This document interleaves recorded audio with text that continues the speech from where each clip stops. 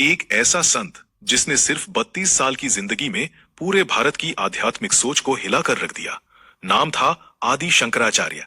एक बालक जिन्होंने बहुत छोटी उम्र में ही समझ लिया था कि भारत को सिर्फ राजनीति नहीं, एकता और अध्यात्म की भी जरूरत है। केरल से निकले इस सन्यासी ने भारत के कोने कोने की यात्रा की, शास्त्रार्थ किया, दार्शनिक परंपराओं से संवाद किया और वेदांत को एक नई ऊर्जा दी। उनका सबसे प्रसिद्ध सिद्धांत था अद्वैत वेदांत, यानी आत्मा और ब्रह्म के बीच जो अलगाव हम महसूस करते हैं वो अंतिम सत्य नहीं है।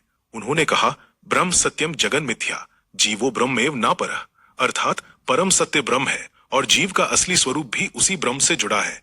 लेकिन शंकराचार्य जी का काम सिर्फ दर्शन तक सीमित नहीं था। उन्होंने उपनिषद, भगवत गीता और ब्रह्म सूत्र पर महत्वपूर्ण भाष्य लिखे और भारत की आध्यात्मिक परंपरा को मजबूत करने के लिए 4 दिशाओं में 4 मठों की स्थापना की। पूर्व में पुरी का गोवर्धन मठ, पश्चिम में द्वारका का शारदा मठ, उत्तर में ज्योतिर्मठ और दक्षिण में श्रृंगेरी शारदा पीठ।